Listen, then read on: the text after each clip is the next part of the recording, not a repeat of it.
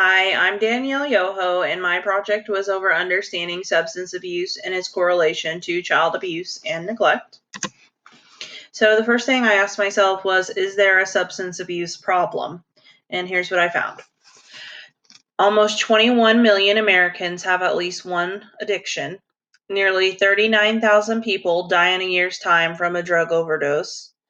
Drug and alcohol addiction costs the economy $600 billion a year.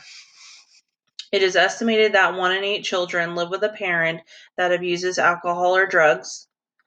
From birth to age 17, 1 in 3 children are subjects of maltreatment investigations, with 1 in 9 being substantiated. Unfortunately, because of the physical and mental impairments of drugs and alcohol abuse, child abuse and neglect is common. So this is a pie chart of the highest drugs used. As you can see, inhalant and heroin abusers make up most of the United States, which was surprising to me because in Southwest Missouri, meth is everywhere. So your brain and drug use. Using drugs affects different parts of your brain, such as your basal ganglia, which plays an important role in motivation to eat, socialize, or form healthy habits and routines. The extended amygdala plays the role in stressful feelings like anxiety, irritability, and unease. The prefrontal cortex is your ability to think, plan, solve problems, make decisions, and exert self-control. There are, of course, other parts of the brain affected, but those were just a few examples. So one of my research articles is centered on treatment facilities, so I'd like to talk a little bit about that before moving on. There are more than 14,500 treatment centers in the United States. Earlier, I said that 21 million people have at least one addiction. Well, of those 21 million, only 10% will receive treatment. And of those 10%, 40 to 60% of them will relapse. So substance abuse does affect different ethnicities heavier than others. As you can see, American Indians and Alaska Natives are the most involved at 12.8%.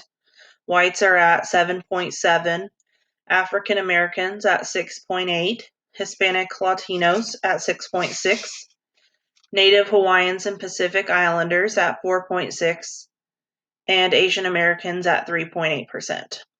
Also, men are more likely than women to have a substance abuse disorder. So in the first study I chose, 117 people from 12 counties in the Southwest participated.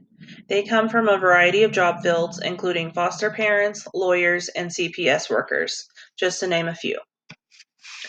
One of the perceived causes of child maltreatment listed by the participants were behavioral health with an emphasis on opioid and drug use. They gave a lot of valuable feedback into the problems that pertain to child maltreatment in their respective counties. They identified several needs, which were more programs needed, more affordable housing, affordable quality health care, behavioral health services, and accessible transportation. Many of the treatment programs were listed as inadequate because of lack of funding, lack of engagement in the program, and long wait lists. To solve some of these issues, researchers suggest in-home visits.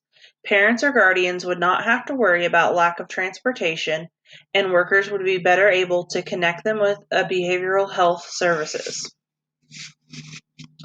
The researchers also point out that sometimes, before anything else, workers need to focus on meeting the basic needs of the parents or family, so they will be more psychologically ready to take in information about improving their relationship with their child.